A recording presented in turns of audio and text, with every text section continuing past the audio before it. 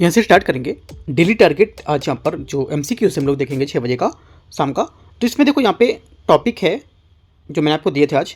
यहाँ पे इकोनॉमिक मैंने स्टार्ट किया आज की थी, ठीक है। और साथ में जो हमारे यहाँ पर सब्जेक्ट चल रहा है हिस्ट्री का, एंशिएंट का, ठीक है। हिस्ट्री का भी काफ़ी इंपॉर्टेंट टॉपिक आज हम लोगों ने डिस्कस किया, जैसे कि विजयनगर। उससे विजयनगर UPSC हमेशा क्वेश्चन पूछता है, ठीक है। तो कम से कम मैंने 15+ क्वेश्चन या 10+ क्वेश्चन ऐसे क्रिएट किए हैं, 10+ हैं, देखना है आपको। और यहाँ से जो इकोनॉमिक है, इस इकोनॉमिक का एकदम स्टार्टिंग जो टॉपिक होता है हमारा, एक तरह से इंट्रोडक्शन मान सकते हो। इंट्रोडक्शन में ही चीज़ हम लोग की पकड़ होती है एक तरह से ना। तो वो पकड़ को लेकर के मैंने क्वेश्चन क्रिएट किया। बल्कि क्वेश्चन वहाँ से इतना बनते नहीं, लेकिन बनते इतना नहीं है जैसे कि लोग यहाँ पर बनने का मतलब UPSC तो घुमा के पूछता है, लेकिन जो क्लासेस है या कुछ लोग पढ़ाते कराते हैं वो चीज़ इतना डीप में नहीं बताते आपको कि कैसे क्वेश्चन बनेगा वहाँ से, राइट। मैंने आपको ये भी दिखाया कि कैसे क्वेश्चन यहाँ से इंट्रोडक्शन से बन सकता है, वो आप यहाँ पर देख रहे हो। स्टार्ट करते हैं, ठीक है। देखेंगे हम लोग आज काफ़ी अच्छे क्वेश्चन होने वाले हैं, ठीक है। इकोनॉमिक भी इंपॉर्टेंट है यहाँ पर, और जो हम लोग यहाँ पर टॉपिक देख रहे हैं एंशिएंट का, वो भी काफ़ी इंपॉर्टेंट है। तो बहुत इंपॉर्टेंट क्वेश्चन होने वाले हैं। आप लोग अटेम्प्ट करना, कितने क्वेश्चन अटेम्प्ट कर पाए हो, कितने क्वेश्चन सही है बताया करो आप, ठीक है। देखो जरूरी नहीं कि आपकी अगर मैं 40 क्वेश्चन करा रहा हूँ तो आपके 40 क्वेश्चन सही हो। मैं भी पेपर कर देता था ना, अभी जो देता भी हूँ, मैं भी पेपर तैयारी भी कर रहा हूँ। तो जैसे विजन का मैंने पेपर स्टार्ट किया था देना प्रीलिम्स में, तो पता 100 क्वेश्चन में 4 5 क्वेश्चन ही सही होते थे। 4 क्वेश्चन 5 क्वेश्चन, वो भी 100 में। तो इतना नहीं सोचना, फिर भी इतना नहीं सोचते तो ठीक है आता है, शायद ठीक हो जाएगा, है ना, हो जाएगा सही। तो वो भी आप लोग को सोचना है, मतलब नेगेटिव नहीं जाना है, ठीक है। अपने आप में पॉजिटिव रखना है। तो स्टार्ट करते हैं क्वेश्चन 1 से। क्वेश्चन 1 है, डेट आज आपकी 28 फरवरी है और 18 टारगेट है। क्वेश्चन 1 है, अर्थशास्त्र के मूल सिद्धांतों के संबंध में विचार करना है। अर्थशास्त्र का मुख्य विचार अनंत जरूरतों और सीमित संसाधनों के बीच तालमेल को समझाना होता है, ये समझना होता है। पहली बात यहाँ से करेक्ट है, क्योंकि यहाँ पर अर्थशास्त्र का जन्म ही कमी है ना, जन्म ही कमी से हुआ था। और संसाधन जैसे कि पैसा, समय, कच्चा माल, ये सीमित होता है, लेकिन मानवीय इच्छाएं होती हैं वो अनंत होती हैं, काफ़ी ज़्यादा होती हैं। इन दोनों के बीच संतुलन बिठाना ही अर्थशास्त्र का एक मूल होता है, ठीक है। तो इंपॉर्टेंट बात है। सेकेंड बात है, व्यष्टि अर्थशास्त्र जो होता है ये पूरे देश के स्तर पर आर्थिक अध्ययन होता है ना। सेकेंड बात गलत है, क्योंकि यहाँ पर परिभाषा अपोजिट कर दी गई, इसलिए गलत है। क्योंकि यहाँ पर व्यष्टि अर्थशास्त्र जो होता है एक माइक्रो इकोनॉमिक होता है, जो ये व्यक्तित्व स्तर, एक उपभोक्ता या एक कंपनी का अध्ययन करता है, जो पूरे देश के स्तर ये अध्ययन के समष्टि अर्थशास्त्र को कहते हैं, ठीक है। तो याद रखना इंपॉर्टेंट है। और मैंने आपको सुबह बहुत अच्छे समझाया व्यष्टि अर्थशास्त्र क्या होता है और समष्टि क्या होता है। मैंने PDF भी दिया है, PDF से अच्छा मैंने आपको चीज़ें बताई वहाँ पर। अब देखो इस वजह से क्या कहता हूँ कि मैं क्लास उसका ज़्यादा टाइम नहीं लेता हूँ, मुश्किल से 22 मिनट 25 मिनट है ना, इतना। आप इतना टाइम में आपको मैं काफ़ी ज़्यादा चीज़ें समझाया मैंने सुबह आज, हमेशा बताता हूँ, ठीक है। तो मैं देखो हमेशा से ऐसा हो कि टाइम हमारा यहाँ पर रहेगा कम रहता है, काफ़ी कम टाइम मैं लेता हूँ, कोशिश करता हूँ काफ़ी कम टाइम में आपको चीज़ों को समझाऊँ, ठीक है। बस अपना यही इरादा है कि कम टाइम में ज़्यादा चीज़ आपको अच्छे से समझ आनी चाहिए, राइट। तो सेकंड गलत हो जाएगा, पहला करेक्ट है। ओनली 1 यहाँ से करेक्ट आंसर होगा, राइट। आगे आते हैं क्वेश्चन नंबर 2। टॉपिक आपने सब पढ़े होंगे जो मैंने आज सुबह दिए थे, है ना। क्वेश्चन 2 है, समष्टि अर्थव्यवस्था के बारे में विचार करना है। माइक्रो इकोनॉमिक के बारे में दायरे में कौन कौन से विषय शामिल हैं, जैसे कि पार्ट में बताए गए थे, मैंने आपको टॉपिक दिए थे उसमें, ठीक है। एक व्यक्तिगत कंपनी का निर्णय, सकल घरेलू उत्पाद GDP, महंगाई मुद्रास्फीति, एक परिवार का बजट। तो क्या इसमें शामिल होता है, मैंने आपको बताई भी थी पॉइंट ये, ठीक है। तो देखो आंसर जो हो जाएगा यहाँ से, ये एक तो पहला जो बोला है इसमें मैक्रो इकोनॉमिक का अर्थ होता है बड़ा। इसमें हम पूरे अर्थव्यवस्था को एक इकाई के रूप में देखते हैं। मैंने सुबह बताया भी था, एक घर का एग्जांपल लिया था और एक यहाँ पर GDP GNP को लिया था, है ना। तो यहाँ से क्या होगा, पहली बात यहाँ पर मतलब जो होता है इसका मैक्रो का अर्थ होता है बड़ा और पूरी अर्थव्यवस्था को एक इकाई में रूप में देखना। GDP जो होता है सकल घरेलू उत्पाद, और महंगाई इन्फ्लेशन पूरे देश को प्रभावित करती है, इसलिए ये समष्टि का क्या होगा, एग्जाम्पल होगा, ठीक है। समष्टि एग्जाम्पल होगा। लेकिन व्यक्तिगत कंपनी और परिवार का बजट सूक्ष्म व्यष्टि या मैक्रो इकोनॉमिक के हिस्से के आते हैं, केवल ये एक छोटी सी इकाई तक सीमित है। ये बात मैंने सुबह बताई थी आपको। तो 2 और 3 यहाँ से करेक्ट आंसर होगा, ठीक है। आंसर क्या हो जाएगा, B यहाँ से सही आंसर है। ध्यान से क्वेश्चन देखना है, चीज़ों को पकड़ना है, ठीक है, रटना नहीं है चीज़ों को, ठीक है। इकोनॉमिक में मैं कोशिश यही करूँगा, इकोनॉमिक जब तक पढ़ाऊंगा बताऊंगा तो सुबह आपको मैं अच्छे से अच्छी चीज़ें समझाया करूँगा, ठीक है, सुबह वीडियो में, और शाम को अच्छे से अच्छे क्वेश्चन दिया करूँगा। अब मैं कोशिश ये भी करूँगा कि आपको इकोनॉमिक के PDF भी प्रोवाइड कराऊँ, राइट। आज थोड़ा सा बिजी था, नहीं करा पाया, बट एक साथ मैं आपको काफ़ी ज़्यादा PDF दूंगा, तो उससे भी आप प्रैक्टिस करना, ठीक है। अर्थव्यवस्था में वर्गीकरण पर प्रश्न है, कथन 1, कथन 2, कथन 3। पूंजीवादी अर्थव्यवस्था में बाजार की कीमतें तय करता है, पहला। तीसरे का पहला करेक्ट है। सेकंड, मिश्रित अर्थव्यवस्था में सरकार का और बाजार दोनों मिलकर तय करते हैं, सेकंड ये भी करेक्ट है। तीसरा, समाजवादी अर्थव्यवस्था का एक उदाहरण संयुक्त राज्य अमेरिका होगा। तीसरी बात यहाँ से गलत है, क्योंकि समाजवादी अर्थव्यवस्था का उदाहरण पूर्व सोवियत संघ या उत्तर कोरिया जैसे देश रहे हैं और संयुक्त राज्य अमेरिका पूंजीवादी अर्थव्यवस्था होगा। ये बात गलत हो जाएगी। 1 2 करेक्ट है, आंसर ए। क्वेश्चन 4 है, मांग आपूर्ति के चक्र पर प्रश्न है। कथन 1, जब मांग आपूर्ति से अधिक होती है तो कीमतें क्या होती गिरती हैं या अपस्फीति होती है, बोलता है ना। तो पहला क्या होगा, पहली बात गलत है, आपको यही नोट करना चीज है ना। जैसे कि यदि मांग ज़्यादा है और सामान जो सप्लाई है कम है तो लोग उसे क्या पाने के लिए अधिक पैसा लगाएंगे, है ना, अधिक पैसा देंगे। उससे क्या होगा, इससे हमारी कीमत बढ़ेंगी, गिरेंगी नहीं। अब मैंने सुबह एक बात आपको बताई तो ये बात गलत हो जाएगी। सेकेंड, जब आपूर्ति जो मांग होती है हमारी सप्लाई, है ना, आपूर्ति सप्लाई और जो डिमांड होती है मांग उससे अधिक हो जाती है तो इस कीमतें बढ़ती हैं, वो हमारी मुद्रास्फीति होती है। ये भी गलत है। मैंने क्या बताया था, मैंने आपको बताया था जब यदि सप्लाई ज़्यादा होती है, हम लोग सप्लाई ज़्यादा कर रहे हैं, ठीक है, तो खरीदने वाले क्या होंगे, खरीदने वाले अगर कम हो जाएंगे तो क्या होगा, सप्लाई ज़्यादा हो रही है, खरीदने वाले कम है, दुकानदार क्या होगा, सामान बेचने के लिए कीमतों को कम करेगा कि भाई सामान लो आके, है ना, रेट कम करेगा, राइट, ऑफर दे देगा कि इसके के साथ एक फ्री। इससे क्या होगी, कीमत गिरेंगी, है ना। तो ये बात गलत हो जाएगी, कीमत बढ़ेंगी नहीं। याद रखना इंपॉर्टेंट पॉइंट है, मैंने तरीका आपको सही समझा रहा हूँ जिसे समझाना चाहिए, राइट। तो दोनों बातें यहाँ से गलत हैं। तीसरा, जहाँ मांग और आपूर्ति मिलती है उसे संतुलन या इक्विलिब्रियम कहा जाता है, मैंने आपको ये भी बताया था सुबह। तीसरी बात करेक्ट है, जिस बिंदु पर विक्रेता बेचने को तैयार हो जाते हैं और खरीदने को भी, तो उसे इक्विलिब्रियम मतलब संतुलन, इक्वल हो गए दोनों, है ना, इक्विलिब्रियम उसे बोलते हैं। तो सिर्फ 3 करेक्ट है, एक बात। 5वां नंबर यहाँ से इसमें बोला कि भारतीय अर्थव्यवस्था के क्षेत्रों में एक संबंध में विचार करना है। भारतीय अर्थव्यवस्था के क्षेत्र उसके लिए क्वेश्चन है। प्राथमिक क्षेत्र में कृषि और खनन जैसी गतिविधियां शामिल है जो कच्चा माल प्रदान करती है। 5वें का पहला स्टेटमेंट क्या होगा, 5वें का पहला स्टेटमेंट यहाँ से करेक्ट है, ठीक है, क्योंकि प्राकृतिक जो प्राथमिक क्षेत्र होते हैं ये सीधा प्रकृति से जुड़ा होता है, जैसे कि कृषि, खनन, मत्स्य पालन, है ना, ये कच्चे माल का आधार होता है, राइट। द्वितीय क्या होते हैं, ये विनिर्माण, फैक्ट्री और निर्माण शामिल होता है इसमें, ये भी बात करेक्ट है, जैसे कि यहाँ पर प्रोसेस करके बना जाना, राइट, फैक्ट्री निर्माण। तृतीय क्षेत्र में बैंकिंग, IT और शिक्षा जैसी सेवाएं शामिल होती हैं, ये बात करेक्ट है। तीनों बातें क्या है, एकदम सही है, डी। क्वेश्चन नंबर 6, मौद्रिक नीति और रेपो रेट को लेकर के क्वेश्चन है। एकदम इजी फॉर्म में उठा रहे हैं हम लोग, अभी पूरा टफ में नहीं आए, है ना। स्टार्टिंग का जो इंट्रोडक्शन था उससे हम लोग क्वेश्चन बना रहे हैं, है ना। पहला, भारतीय रिजर्व बैंक RBI की मौद्रिक नीति के संबंध में विचार करना है। जब RBI रेपो रेट बढ़ाता है तो बैंकों के लिए ऋण महंगा हो जाता है और यहाँ पर जिससे बाजार में पैसों की आपूर्ति कम हो जाती है और महंगाई कम होती है, पहली बात। छठे का पहला स्टेटमेंट यहाँ से क्या होगा, ये करेक्ट है, एकदम सही बात है, क्योंकि आप लॉजिक लगा सकते हो, जैसे कि यहाँ पर अगर रेपो रेट बढ़ेगा, ठीक है, तो बैंकों को क्या कर्ज महंगा मिलेगा, ठीक है, वे ग्राहकों को भी क्या करेंगे, महंगा लोन देंगे, उनको महंगा मिलेगा तो बाजार में भी क्या होगा, पैसा कम होगा क्योंकि कम लोग लेंगे, राइट। उससे क्या होगा, लोग कम खर्च करेंगे, जब पैसा कम होगा तो लोग कम खर्च करेंगे क्योंकि महंगा भी मिल रहा है लोन, है ना, लोन से चीज़ें नहीं खरीदेंगे, है ना। AC जहाँ लेना था वहाँ पे AC नहीं लेंगे, कूलर से कम चलाएंगे, ठीक है, वो क्या होगा, उससे महंगाई घटेगी क्योंकि लोग खरीद नहीं रहे हैं, उसका रेट घटेगा, राइट। इंपॉर्टेंट चीज़ है, लॉजिक लगाना है हर जगह, ठीक है, इकोनॉमिक में। पहली बात क्या होगी, छठे का पहला करेक्ट। सेकेंड बोला RBI रेपो रेट घटाता है तो बाजार में पैसे की आपूर्ति क्या हो जाती है, बढ़ जाती है, लोग अधिक खर्च करते हैं और आर्थिक विकास बढ़ता है। समझना की पॉइंट कैसे, देखो क्या होगा, अगर देखो रेपो रेट अगर घटता है, सिंपल सी बात, घटेगा तो क्या होगा, लोन सस्ता हो गया, ठीक है, लोन सस्ता होगा तो लोग क्या क्या कार खरीदेंगे, घर खरीदेंगे, है ना, AC खरीदेंगे, राइट, और ज़्यादा चीज़ें लोग खरीदेंगे, लोन भी ज़्यादा लोग लेंगे। अगर मान लो गवर्नमेंट जहाँ 3% ले रही थी वहाँ पर 0.5% लेगी तो बहुत लोग लोन लेंगे, मैं भी ले लूँगा, है ना। तो क्या होगा, बाजार में पैसा बढ़ेगा, बाजार में पैसा बढ़ेगा तो लोग क्या, भाई ये भी खरीद के लाओ, हम लोग पाँच मतलब क्या 5 सीटर कार लेके आते हैं, है ना, ऐसा बोलेंगे क्योंकि पैसा कम में मिल रहा है, उतने में हम कमा लेंगे, ओला में लगा के कार में पैसा कमा लेंगे जितने से अगले साल में देना रहेगा, है ना। आर्थिक विकास क्या होगा, उसको गति मिलेगी, तो ये भी बात करेक्ट है। चीज़ों को की पॉइंट से रेट करके पढ़ोगे तो बहुत अच्छा लगेगा, इकोनॉमिक पढ़ने में इंटरेस्ट आएगा आपको, है ना, आप समझ के करोगे तो। दोनों बातें करेक्ट है, आंसर छठे का 1 2 दोनों करेक्ट है, ठीक है। क्वेश्चन 7, राष्ट्रीय आय की अवधारणा को लेकर के सकल घरेलू उत्पाद की अवधारणा के संबंध में विचार करना है। पहली बात, पहला है कि GDP की एक बाउंड्री भौगोलिक सीमा के भीतर उत्पादित वस्तुओं और सेवाओं के कुल मूल्य के रूप में समझा जा सकता है। पहला, 7वें का पहला करेक्ट है, क्योंकि यहाँ पर GDP का मतलब होता है कि एक साल के भीतर किसी देश की जो राजनीतिक है ना, राजनीतिक प्लस जो भौगोलिक होती है, ठीक है, उस सीमा के अंदर उत्पादित सभी वस्तुएं, सभी अंतिम वस्तुएं और सेवाओं के कुल मौद्रिक जो होता है वो यहाँ पर इसमें आएगा, राइट। पहली बात करेक्ट है। सेकंड, आप पॉइंट को लिखते चलो, की पॉइंट को ना, एक अच्छा सा नोट्स बन जाएगा। मैं कहता हूँ जब से आज से इकोनॉमिक स्टार्ट हुआ है ना, एक आप कॉपी बना लो, एक एक चीज़ आप वहाँ पे नोट करते हो, चलो बहुत अच्छा आपका नोट्स बन जाएगा इकोनॉमिक का, ठीक है।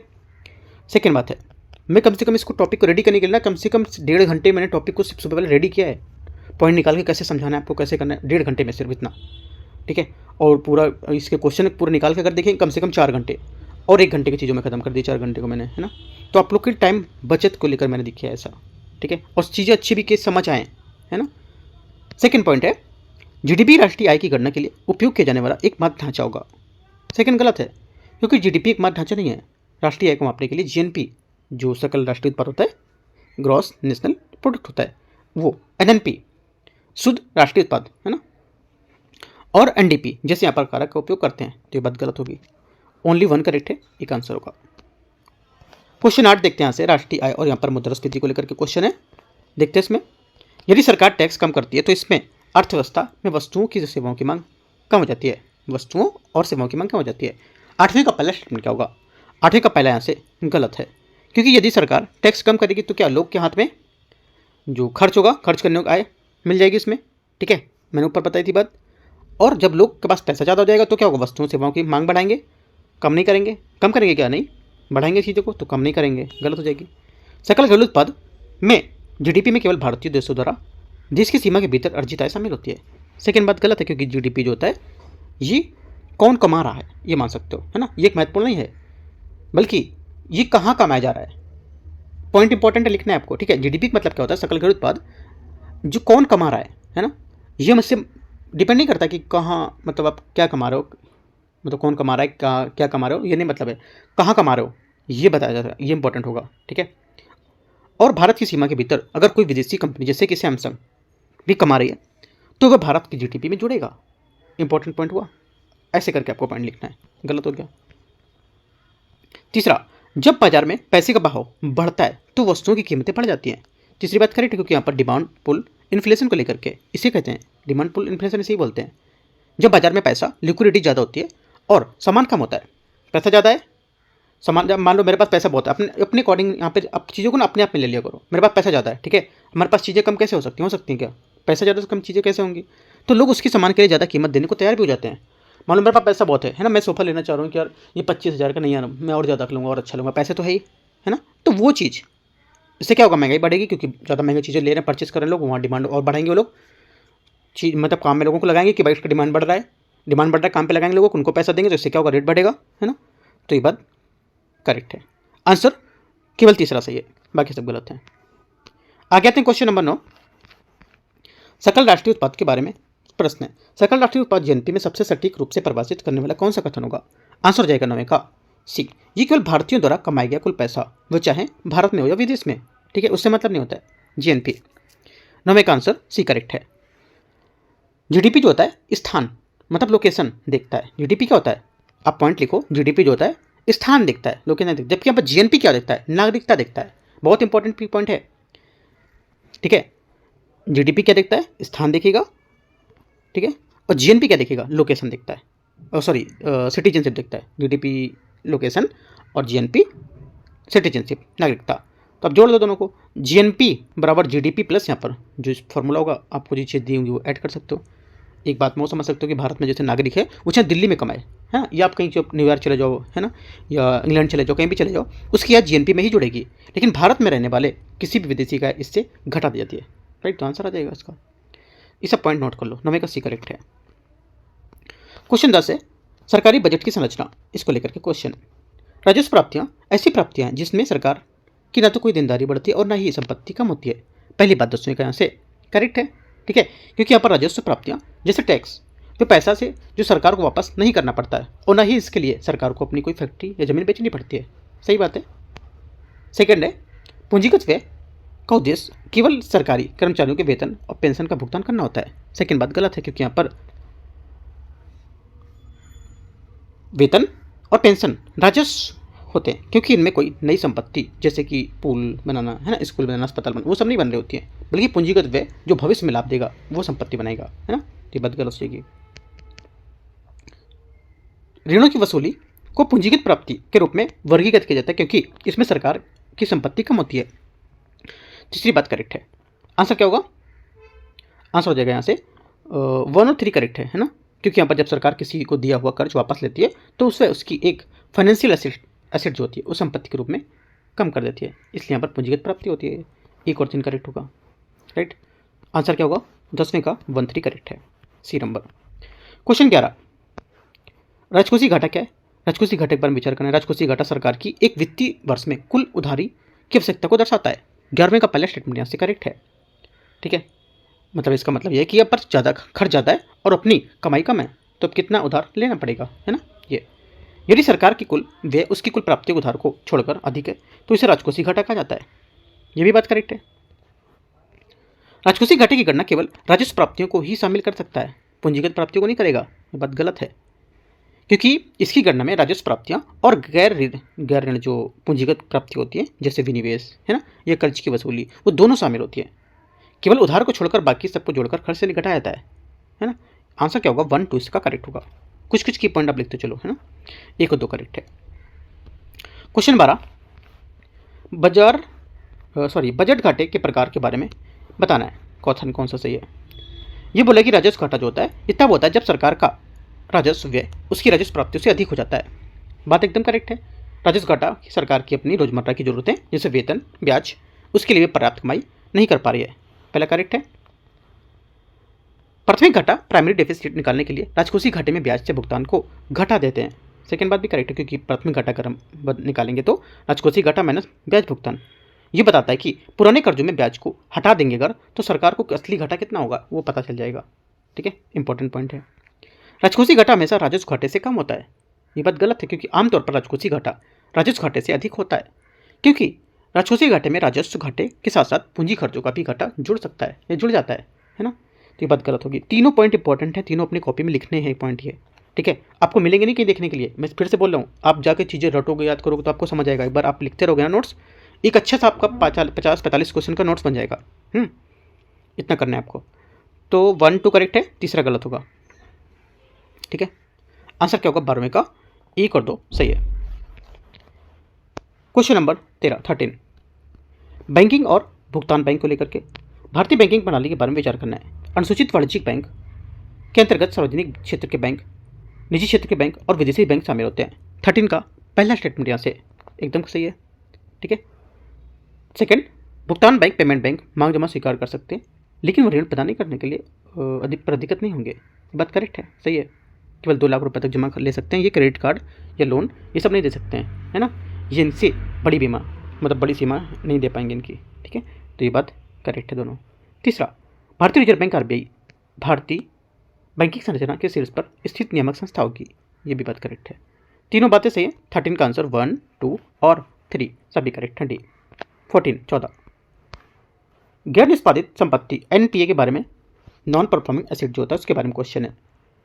गैर निष्पादित संपत्ति के बारे में, किसी ऋण को तब तक एनपीए के रूप में वर्गीकृत किया जाता है जब मूलधन या ब्याज का भुगतान 90 दिन की अवधि के लिए अतिदेय या ओवरड्यू रहता है। पहला 14 का पहला स्टेटमेंट यहाँ से करेक्ट है, क्योंकि बैंकिंग नियम के अनुसार यदि किसी लोन की किस्त या ब्याज 90 दिन तक नहीं चुकाया गया अगर, ठीक है, तो क्या होगा? बैंक उसे खराब कर्ज या एनपीए मान लेगा, ठीक है। करेक्ट है। एनपीए वृद्धि बैंक की लाभप्रदता और ऋण की क्षमता पर असर डालता है या बुरा असर डालता है, क्या ऐसे कुछ होगा? हाँ, नकारात्मक प्रभाव डालता है, ठीक है। तो क्या होगा? सही बात थी। तो सेकंड का जो बात हो जाएगी 14 का, ये भी करेक्ट है, राइट। दोनों बातें सही हैं। 14 में आंसर यहाँ से क्या होगा? 1 और 2 दोनों करेक्ट है, सी। 15 नंबर 15 भुगतान संतुलन बैलेंस ऑफ पेमेंट को लेकर के क्वेश्चन है। बैलेंस ऑफ पेमेंट के बारे में विचार करना है। चालू खाते में वस्तुओं का व्यापार और सेवाओं का व्यापार होता है, दोनों शामिल होते हैं। पहली बात क्या होगी? 15वें का पहला स्टेटमेंट यहाँ से करेक्ट है। जैसे कि चालू खाते में करंट अकाउंट में आपका दृश्य मतलब वस्तुएं, तेल, मोबाइल, है ना, ये सब। जैसे अदृश्य मतलब जैसे आईटी कंपनी, ठीक है, पर्यटन हो गए, वो हो गए अदृश्य में, तो याद रखना है, पहला करेक्ट है। दूसरा, विदेशी प्रत्यक्ष निवेश एफडीआई और विदेशी पोर्टफोलियो निवेश एफपीआई भुगतान संतुलन के पूंजी खाते के महत्वपूर्ण घटक होंगे। सेकेंड बात भी करेक्ट है। पूंजीगत खाता जो होता है कैपिटल अकाउंट, ये निवेश और उधार से संबंधित एफडीआई मतलब कंपनी खोलना और एफपीआई मतलब शेयर खरीदना इसी का हिस्सा होगा, दोनों करेक्ट हैं। तीसरा है, विदेशों से प्राप्त प्रेषण को पूंजीगत खाते के अंतर्गत दर्ज किया जाता है।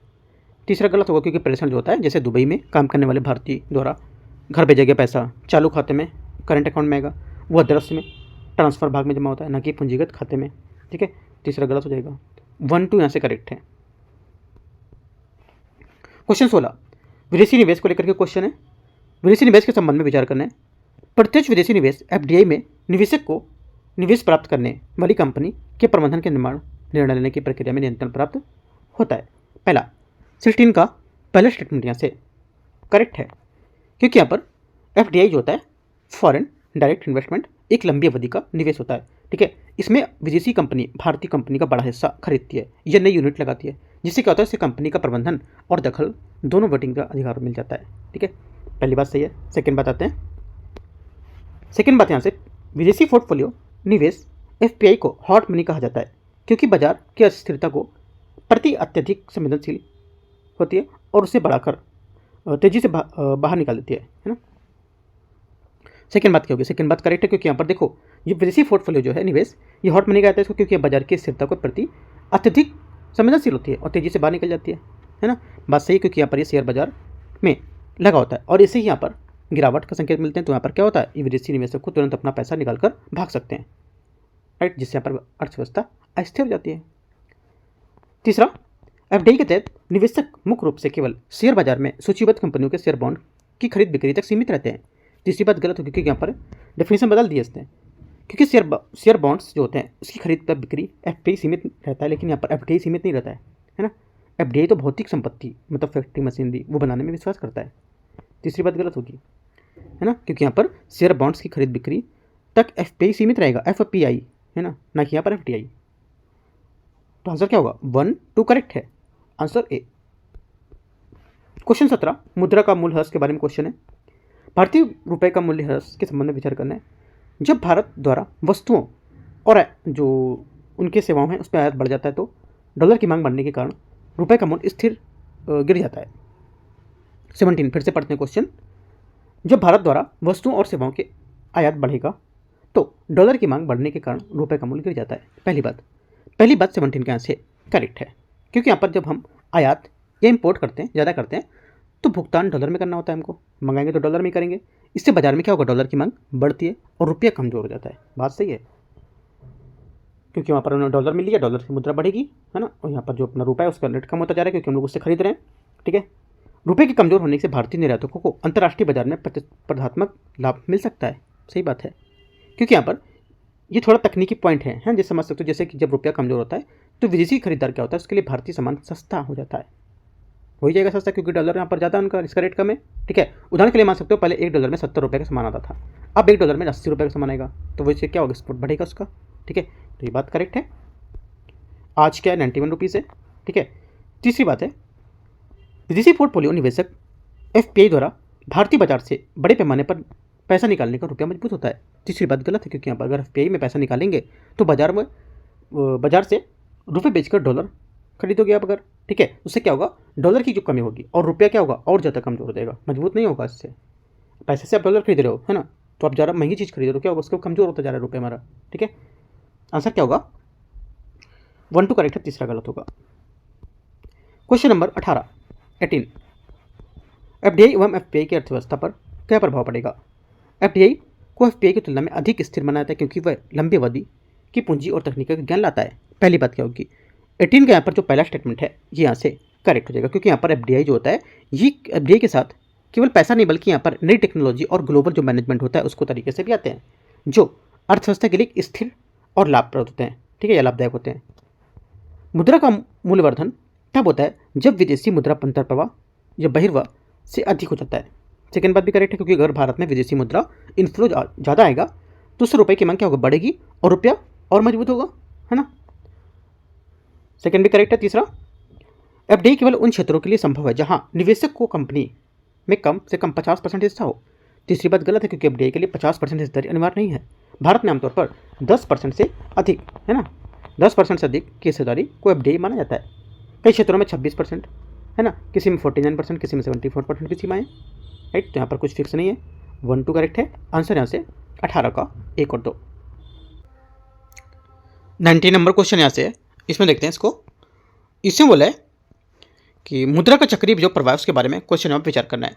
मुद्रा का चक्रीय प्रभाव ये दर्शाता है कि यहाँ पर अर्थव्यवस्था के विभिन्न यहाँ पर क्षेत्र के जो बीच आय है और व्यय है इसका निरंतर प्रवाह, ये निरंतर होता रहना। ठीक है, पहली बात यहाँ से 19 का करेक्ट हो जाएगी, क्योंकि यहाँ पर ये चक्कर है, ये परिवार की कंपनियों को श्रम लेबर देता है। ठीक है, उससे क्या होगा, इसको कंपनी पैसा देंगी। ठीक है, और उससे क्या होगा, फिर परिवार में पैसा आएगा, उसी पैसा फिर से आप सामान खरीदेंगे, फिर कंपनी में जाएगा, तो मतलब एक तरह से रोटेट होता रहता है। पहला करेक्ट हो जाएगा। सेकेंड बात है, यदि अर्थव्यवस्था में मुद्रा का यह चक्र रुक जाए तो यहाँ पर मंदी की स्थिति उत्पन्न हो सकती है। सेकेंड बात यहाँ से करेक्ट है, क्योंकि यहाँ पर यदि लोग डर के मारे पैसा बचाना शुरू करते हैं और खर्च ना करें तो क्या होगा, कंपनी का सामान नहीं बिकेगा, और उससे क्या होगा, उत्पादन रुकेगा तो मंदी आएगी। तो यह बात करेक्ट है मंदी आने के लिए, है ना। आप ये भी क्वेश्चन पूछ सकते हो यूपीएससी की, मंदी आने के लिए क्या यहाँ पर कौन सी कारण सही होगा इसमें। ठीक है, याद रखना दोनों बातें करेक्ट हैं। तीसरा बोला है इसमें, इस चक्र में परिवार के यहाँ पर केवल वस्तुओं का उपभोग करना और उत्पादन करने की जो कारकों की आपूर्ति नहीं करेंगे। मतलब इस चक्कर के परिवार केवल वस्तुओं का उपभोग करते हैं और उत्पादन कारकों की आपूर्ति नहीं करते हैं।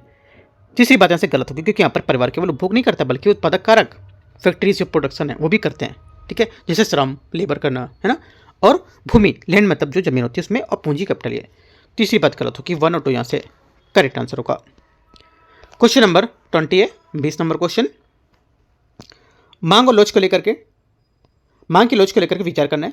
यहाँ पर बोला है कि बेचोच, है ना, मांग वाली वस्तुओं जैसे नमक या दवाई की मांग पर कीमत बदलाव बहुत कम प्रभाव पड़ता है।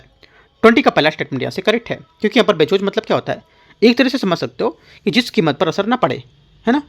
नमक की कीमत चाहे वो 20 रुपये हो या 50 रुपये हो, अगर आप उतना ही खाएंगे, खाएंगे उतना ही, ज़्यादा तो नहीं खा लेंगे। दवाई भी ऐसी है, क्योंकि दवाई क्या है, जब जरूरत होगी तभी दवाई खाएंगे, है ना। तो इस श्रेणी में यहाँ पर इसको क्या बोलेंगे, बेचोच बोलते हैं, एक तरह से इनइलास्टिक बोल सकते हैं, है ना। पहला आंसर करेक्ट हो जाएगा। सेकेंड, लोचदार जो इलास्टिक होती है मांग वाली वस्तुओं की कीमत में थोड़ी वृद्धि होने पर उनकी मांग में भारी गिरावट आने लगती है। ये बात करेक्ट है।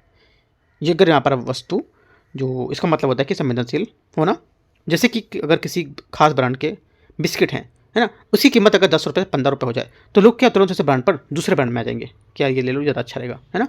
ये बात है, तो यह बात ये भी करेक्ट है। ये एक तरह से फ्लेक्सिबिलिटी है, लोचदार मान सकते हो, इलास्टिक, दोनों बातें करेक्ट है। तीसरा, विलासिता की वस्तुएं लग्जरी गुड्स आमतौर पर बेचोच मांग की श्रेणी में आती हैं। ये बात गलत है, बेचोच में कैसे आ जाएंगी, है ना। बेचोच मैंने आपको बताया क्या होता है। तो विलासिता जो वस्तुएं होती है, लग्जरी गुड्स होते हैं, एसी, कार, आईफोन, जरूरी थोड़ी कि मैं खरीदूँ उसको, ये इतना इंपॉर्टेंट है मेरे लिए, जब फीवर आ रहा तो मैं ले लूँगा तो सही हो जाएगा, आईफोन ले लूँगा तो ठीक हो जाएगा, ऐसा है क्या, नहीं। तो वही चीज़ है कि ये गलत हो जाएगा। फिर आंसर क्या होगा, 1 2 का। देखो आपको चीज़ों को पकड़ना है, क्या होता है, ये आसानी से आंसर से हो जाएगा, है ना। 1 2 करेक्ट है। 20वें का भी आंसर है 21, लॉरेंज कर्व को लेकर के क्वेश्चन है। मैंने आपको दिखा भी दिया कैसे लॉरेंज कर्व होता है ना। तो यहाँ पर देख सकते हो, ये दिखा रहा है इसका परफेक्ट इक्वलिटी को लेकर के, ये लॉरेंज कर्व दिखा रहा है यहाँ, है ना। आपसे बोलेगा कि लॉरेंज जो कर्व होता है, जो लॉरेंज जो कर्व होता है, ये परफेक्ट इक्वलिटी कब दिखाता है, ऐसे करके पूछेगा। जब सीधी रेखा में हो, जब मुड़ा हो, या उसमें रेखा स्टार्ट हो, ऐसे करके पूछेगा, ध्यान रखना है, इसलिए मैंने फिगर आपको दिया है। तो 21 क्वेश्चन है लॉरेंज वक्र का। इसमें बोला कि विचार करना है, ये वक्र किसी देश में आय या संपत्ति के वितरण मौजूद लॉरेंज कर्व असमानता को प्रदर्शित करेगा। पहली बात यहाँ से करेक्ट है, क्योंकि ये ग्राफ बताता है कि देश में कितनी प्रतिशत आबादी के पास कितनी प्रतिशत आय होती है। लॉरेंज कर्व या वक्र पूर्ण समानता की देखा, मतलब लाइन ऑफ परफेक्ट जो होती है, मैंने बताया आपको भी, इक्वलिटी से कर्व झुकाव जितना अधिक होगा, आर्थिक समानता उतनी ही कम होती है। सेकंड गलत है, उल्टा बता रहा है, क्योंकि पूर्ण समानता रेखा जो होती है उससे कर्व जितना दूर झुका होगा उसमें असमानता उतनी ही अधिक होगी। अगर कर्व रेखा के पास है तो असमानता उससे अधिक होगी। ठीक है, याद रखना, ये बात गलत हो जाएगी। इसका उपयोग समावेशी विकास, इंक्लूसिव जो ग्रोथ होती है उसको उसके स्तर को समझने के लिए भी कर सकते हैं प्रयोग हम लोग। तीसरी बात करें, क्योंकि सरकार क्या होता है, इसका प्रयोग ये देखने के लिए कर सकती है कि क्या विकास का लाभ अभी सभी वर्गों तक पहुंच रहा है या नहीं, उनको समझ आ जाता है ग्राफ से देख करके, है ना। तो बात सही है। आपसे भी पूछ सकता है क्वेश्चन कि जो हमारे तक यहाँ पर गरीबों तक कुछ सामान पहुँच रहा है, नहीं पहुँच रहा है, सरकार यहाँ पर किस ग्राफ का प्रयोग कर सकती है, ऐसा कुछ क्वेश्चन पूछ सकता है। तो ध्यान रखना है, 1 और 3 करेक्ट है। ठीक है, सी। क्वेश्चन नंबर 22, उत्पादन संभावना वक्र। उत्पादन संभावना वक्र के बारे में विचार करना है, पीपीसी जिसको बोलते हैं, है ना, प्रोडक्शन पॉसिबिलिटी कर्व। पीपीसी दर्शाता है कि संसाधनों को सीमितता के कारण एक देश सभी वस्तुओं को सीमित उत्पादन नहीं कर सकता है। 22 का पहला स्टेटमेंट यहाँ से सही बात है ना। दूसरी बात है, क्योंकि यहाँ पर पीपीसी में अगर हमें अपनी सीमाएं समझाना है तो हमारे पास क्या है, सीमित जमीन होती है, तो हम क्या करेंगे, उस पर पूरी में गेहूँ उगा सकते हैं या पूरी में सरसों, ठीक है। दोनों में सीमित उत्पादन में क्या होगा, असंभव होगा, क्योंकि यहाँ पर जरूरी नहीं कि हम उसमें उगाएं, यही उगाएं, राइट। तो अवसर लागत क्या हो जाएगी, वहाँ पर कम हो जाएगी। तो यहाँ पर अवसर लागत को बताता है, तो पहली बात इसकी करेक्ट है। सेकेंड, ये वक्र दो वस्तुओं के उन वैकल्पिक संयोजन को प्रकट करता है जिन्हें दी गए संसाधनों के तकनीकी रूप से उत्पादित किया जा सकता है। सही बात है। तीसरा, यदि संसाधन में वृद्धि होती है तो पीपीसी वक्र बाईं ओर खिसक जाएगा। गलत है, क्योंकि यहाँ पर यदि संसाधन में वृद्धि होती है तो नई तकनीकी जमीन मिलना, ये उत्पादन क्षमता बढ़ेगी, और पीपीसी वक्र दाईं ओर खिसकेगा, दाईं ओर खिसकेगा और बाईं ओर नहीं खिसकेगा, है ना। यहाँ पर लेफ्ट दिखा रहा है तो लेफ्ट नहीं, राइट से खिसकेगा। तो 1 2 करेक्ट है, 22वें का आंसर 1 2 से होगा। क्वेश्चन 23 अवसर लागत को लेकर के क्वेश्चन है। ये किसी एक विकल्प को चुनने में बदले गए छोड़े गए दूसरे सबसे अच्छे विकल्प का मूल होता है। 23 का पहला स्टेटमेंट यहाँ से क्या होगा, करेक्ट है, क्योंकि अर्थशास्त्र में कुछ भी यहाँ पर मुफ्त नहीं होता है। यदि आप पढ़ाई कर रहे हैं तो आप मतलब समझ लो कि उस समय से सो सकते हो जिस समय आप पढ़ रहे हो, ठीक है, लेकिन फिल्म देख सकते थे, पढ़ भी सकते हो। वह नींद या फिल्म आपकी पढ़ाई के अवसर को लागत होती है। मान लो पढ़ लेंगे तो क्या, अगर सो जाएंगे तो क्या सोते रहेंगे, मूवी देख लेंगे तो मूवी की चीज़ याद हो जाएंगी, ठीक है। अगर आप पढ़ोगे तो क्या आपको यहाँ से जो चीज़ करने के लिए अवसर, उसके लेकर आप अपने लिए डेडिकेट हो, है ना। तो इसको लेकर के यहाँ पर बताया जा रहा है कि यहाँ पर जो किसी विकल्प को चुनने या बदले छोड़ने का दूसरे विकल्प से अच्छा मूल हो सकता है। बात सही है। सेकेंड बात है, इसे उत्पादन संभावना वक्र के माध्यम से ग्राफिक्स के रूप में समझा जा सकता है। सेकेंड बात भी करेक्ट है। तीसरा, यदि सरकार रक्षा क्षेत्र मिसाइल क्षेत्र पर खर्च करती है तो शिक्षा स्कूल के लिए उपलब्ध संसाधन इसकी कमी अवसर लागत को उदाहरण होगी। तीसरी बात करेक्ट है भी, क्योंकि बजट सीमित होता है। यदि सरकार 1000 करोड़ मिसाइल पर खर्च कर देगी, ठीक है, तो वहीं जो पैसा स्कूल पर खर्च नहीं हो पाएगा। यही संसाधनों का चुनाव होता है एक तरह से, ठीक है। तीनों बातें एकदम सही है, डी आंसर होगा। क्वेश्चन नंबर 24 है उत्पादन संभावना वक्र के बारे में। पीपीसी ये दर्शाता है कि सीमित संसाधनों के साथ दो वस्तुओं के विभिन्न संयोजन उत्पादन कैसे किया जा सकता है। 24 का पहला स्टेटमेंट यहाँ से करेक्ट है, क्योंकि यहाँ पर संसाधन सीमित है।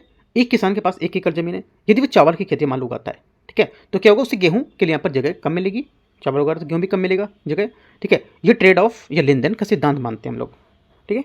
सेकेंड बात, यदि किसान अपनी सीमित भूमि पर चावल उत्पादन करना चाहता है और उसे गेहूं उत्पादन में कटौती करनी होगी, ये भी बात सही है ना। तीसरा, संसाधनों की प्रचुरता होने पर अवसर को लागत सिद्धांत अप्रासंगिक हो जाता है। ये गलत है, क्योंकि यहाँ पर अर्थव्यवस्था की मूल अवधारणा जो होती है, ये दुर्बलता, संसाधनों की कमी भी ऐसी प्रचुरता नहीं होती है जो अवसर की लागत को खत्म हो जाए, क्योंकि यहाँ पर मानवीय इच्छाएं हमेशा असीमित रहती हैं, बढ़ती ही रहती है, सीमित नहीं है। 1 2 करेक्ट है। आगे आते हैं क्वेश्चन 25 सरकारी योजनाओं के बारे में विचार करना है।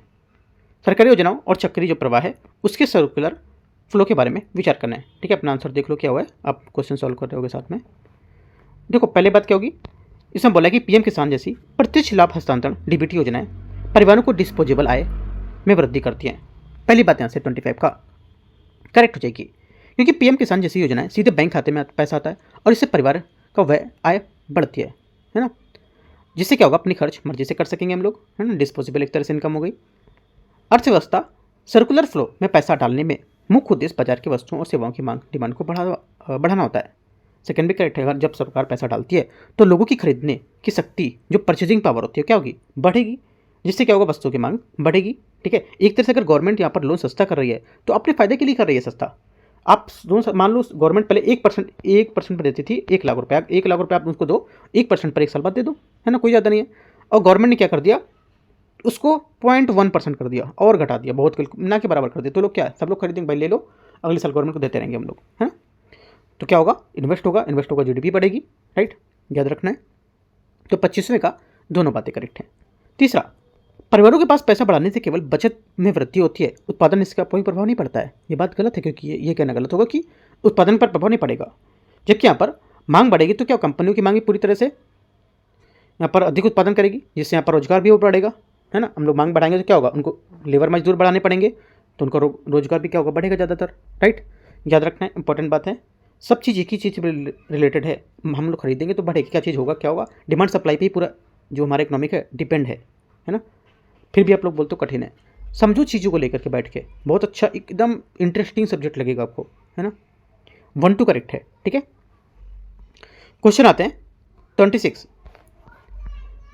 मांग की लोच, कीमत लोच के संबंध में विचार करना है। पहली बात है, ये बोला कि पूर्ण, ये देखो फिगर मैंने दे रखा है इसका, ठीक है, पूर्णतया बेलोचदार, परफेक्टली जो इनइलास्टिक होती है मांग उन आवश्यक वस्तुओं जैसे कि दवाई या नमक के लिए होती है जहां कीमत में बदलाव का मांग का बहुत कम प्रभाव पड़ता है। पहली बात क्या होगी, 26 है ना, हाँ 26 का जो पहला स्टेटमेंट हो जाएगा ये करेक्ट है, क्योंकि यहाँ पर जो इनइलास्टिक का मतलब क्या होता है ऊपर मैंने बताया था, जिद्दी मांग समझ सकते हो एक तरीके से। नमक महंगा हो गया तो ये सस्ता हो गया, लोगों से क्या है उतना ही खाएंगे, जिद्दी हैं, है ना, एक तरह से मुझे अगर ये चाहिए तो चाहिए। बच्चा छोटा क्या है उसको क्या मांगता है, छोटा सा क्या बोलते हैं, किंडर जॉय, है ना, किंडर जॉय चाहिए तो चाहिए उसको, उसने देख लिया उसका सेप ऐसा है वो वही चाहिए उसको, शॉप पे जाओगे ना वो रखा है। भले अगर लोकल भी क्या है, बहुत कंपनी ने लोकल भी बना दिया है वो, है ना, वो शायद 20 या 25 का आता है छोटा सा, अभी बहुत कंपनी ने 10 रुपये का भी निकाल दिया है। तो सिर्फ इसीलिए कि बच्चे लोग समझ नहीं पाते ना कैसा है, उनको क्या पता कंपनी कौन सी, एक ही जैसा देखा तो परचेस कर लिया, तो उनकी डिमांड बढ़ गई उन सस्ते वालों की, है ना। तो बस थोड़ा सा अपने से लेकर समझेंगे तो और समझ आएगा ना। पहली बात क्या है, 26 का पहला स्टेटमेंट करेक्ट है। सेकेंड, पूर्णतः लोचदार, परफेक्टली इलास्टिक मांग लग्जरी सामान जैसे आईफोन या गहने के लिए होती है जहां कीमत में थोड़ी सी वृद्धि मांग को काफ़ी स्तर तक बढ़ा सकती है, काफ़ी कम कर सकती है, इसको वृद्धि मांग काफ़ी कम कर सकती है।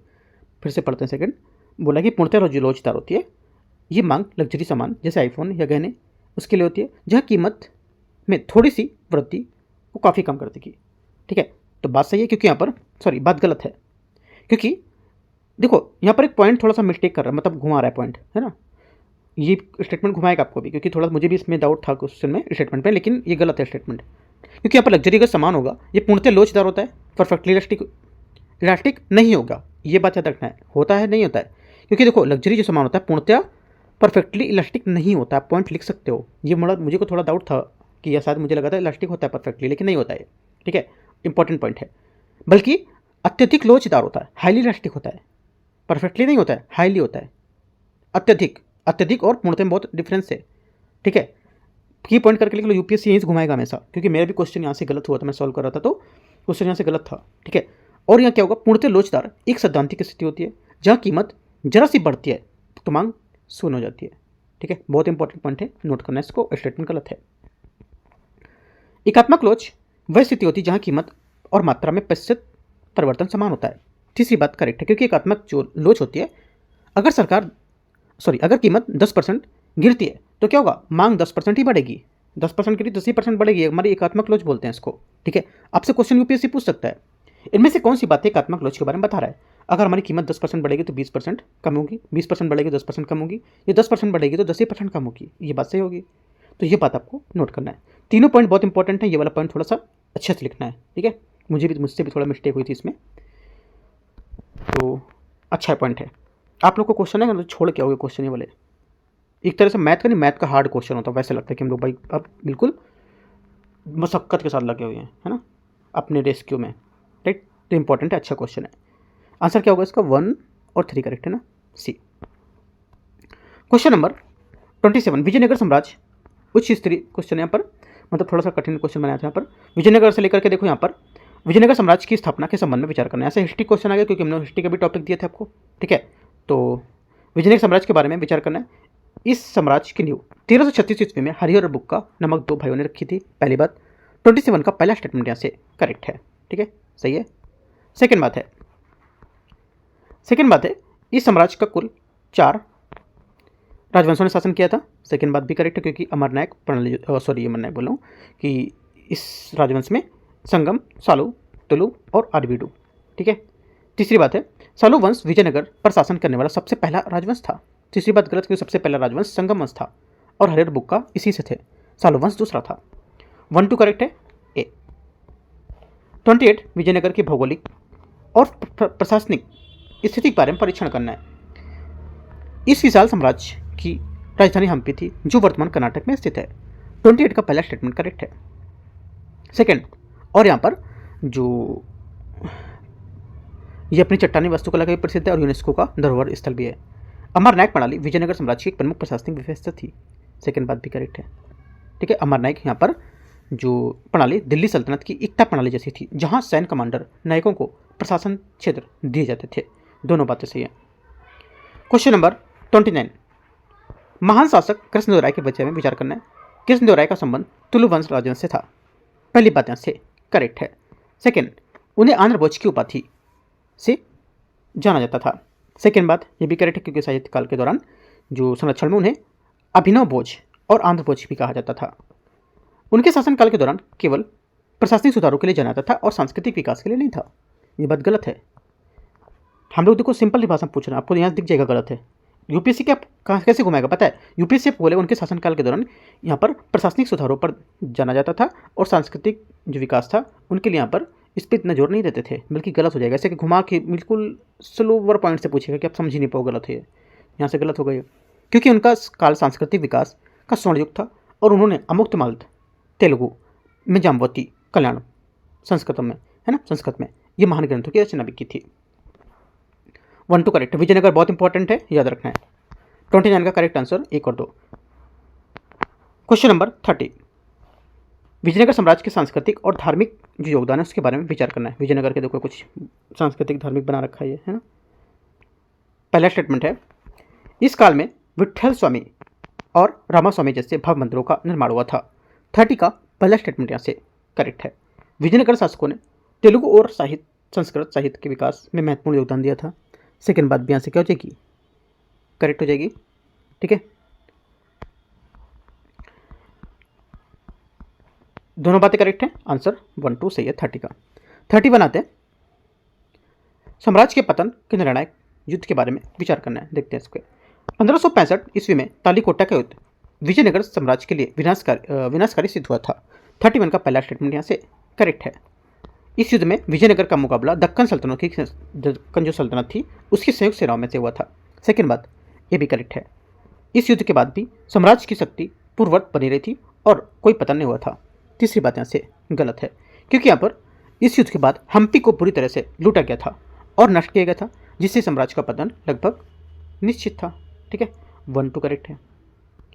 32 32 नंबर विजयनगर साम्राज्य को लेकर के क्वेश्चन है। विजयनगर साम्राज्य की प्रशासनिक व्यवस्था के संबंध में विचार करना है।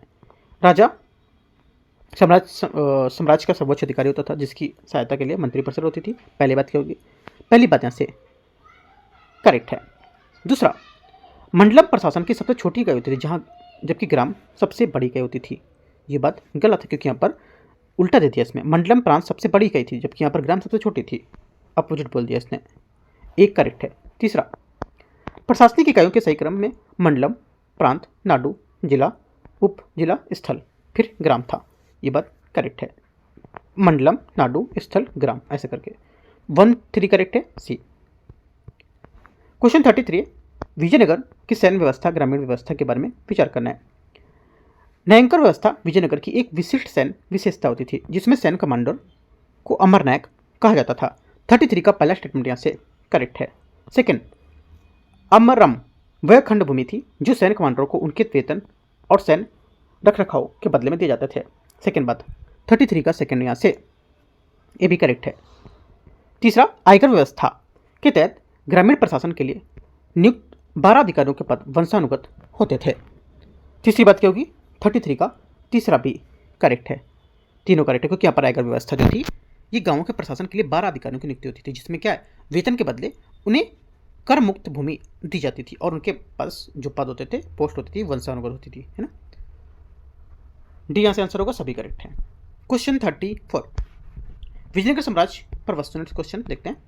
विजयनगर साम्राज्य की अर्थव्यवस्था के संबंध में विचार करना है। राज्य की आय का प्रमुख स्रोत भूमि कर था जिसे सिट्टू कहा जाता था। 34 का पहला स्टेटमेंट क्या होगा, गलत है क्योंकि यहाँ पर भू राजस्व को सिट्टू नहीं बल्कि यहाँ पर शिष्ट कहा जाता था। पहला गलत है। सेकेंड हो जाएगा, भूमि कर समानता कुल उपज था, कुल उपज का भाग होता था। सेकेंड बात क्या होगी, सेकेंड बात भी करेक्ट है क्योंकि यहाँ पर समानता ये उपज का 1/6 भाग या छठा भाग होता था, लेकिन भूमि की जो उर्वरता होती थी उसके आधार पर इसमें बदलाव संभव होता था। ये राज्य में केवल वाणिज्य कर ही वसूले जा सकते थे या वसूले जाते थे। तीसरी बात गलत क्योंकि वाणिज्य कर के अलावा चारागाह कर, विवाह कर, है ना, और उद्योग कर भी वसूलते थे। ये बात गलत हो जाएगी। तो क्या होगा, पहला भी गलत था और तीसरा भी गलत है, सिर्फ दूसरा करेक्ट है।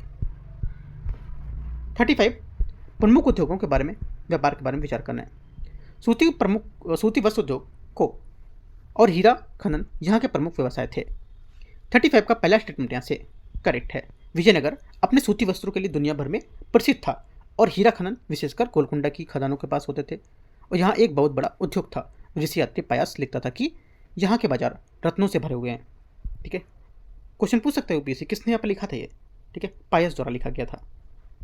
विजयनगर साम्राज्य चीन, अरब और पुर्तगाल के साथ सक्रिय व्यापार करता था। ये भी बात करेक्ट है।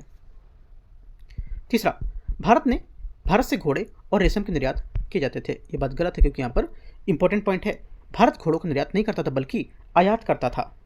भारतीय युद्ध कला के लिए उच्च नस्ल और अरबी ईरानी घोड़ों की भारी मांग होती थी और रेशम प्रमुख रूप से यहाँ पर चीन से मंगाया जाता था।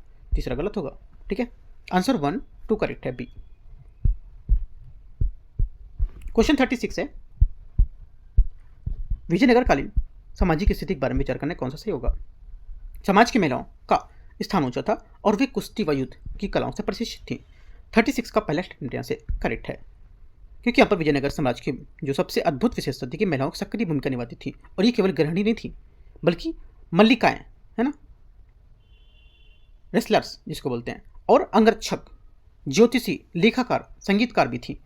शाही महलों में महिला सुरक्षाकर्मी भी नियुक्त की जाती थी। ये भी इंपॉर्टेंट है। यूपीएससी ने एक बार क्वेश्चन पूछा यहाँ से, यूपीएससी ने पूछा है कि यहाँ पर जो विजयनगर काल की महिलाएं थी वो ज्योतिषी भी होती थी, है ना। ऐसे करके 3 स्टेटमेंट दिए थे, तो बात सही है, याद रखना है आपको। स्टेटमेंट देखिए, क्वेश्चन घुमाएगा।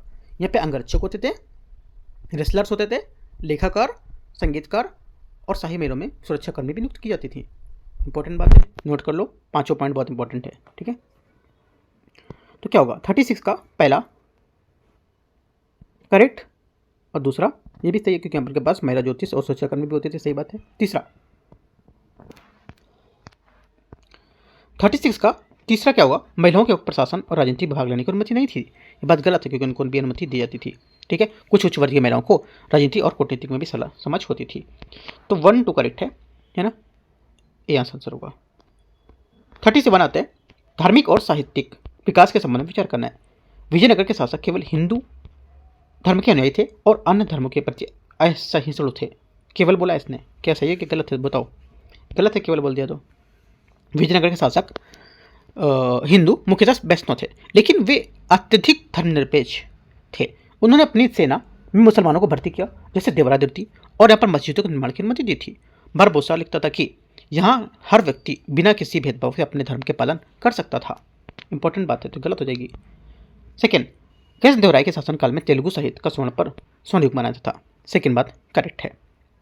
और उसके दरबार में अष्टदिग्गज कवियों का निवास भी था। अमुक्तमाल्यदा ग्रंथ की रचना संस्कृत भाषा में की गई थी। तीसरा गलत क्योंकि अमुक्तमाल्यदा की रचना तेलुगु भाषा में की गई थी, न कि संस्कृत में। हालांकि कृष्णदेवराय ने संस्कृत में जमवती कल्याणम लिखी है। ओनली 2 करेक्ट है, आंसर बी। 38 है, विजयनगर की स्थापत्य कला के बारे में विचार करना है। विशाल गोपुरम और नक्काशीदार स्तंभ इस शैली की प्रमुख विशेषताएं थी। 38 का पहला स्टेटमेंट यहाँ से 38 का पहला स्टेटमेंट यहाँ से करेक्ट है। सेकेंड, कल्याण मंडप का निर्माण मुख्य रूप से धार्मिक सभाओं के लिए किया जाता था। सेकेंड बात भी क्या हो जाएगी? यहाँ से करेक्ट हो जाएगी क्योंकि यहाँ पर विजयनगर शैली की एक विशिष्ट विशेषता बताती थी। और मंदिर के अंदर नक्काशी स्तंभ बड़े हॉल होते थे जिनके उपयोग देवताओं के लिए विवाह, उत्सव जैसे धार्मिक आयोजन के लिए करते थे। तीसरी बात है, तीसरा यहाँ से हम्पी का विट्ठल स्वामी मंदिर अपने संगीत स्तंभों के लिए विशिष्ट है। ये बात करेक्ट है। ठीक है, तीनों बातें सही हैं। आंसर क्या होगा? 1, 2, 3 डी। क्वेश्चन नंबर 39, निम्नलिखित स्मारकों पर विवरणों से विचार करना है।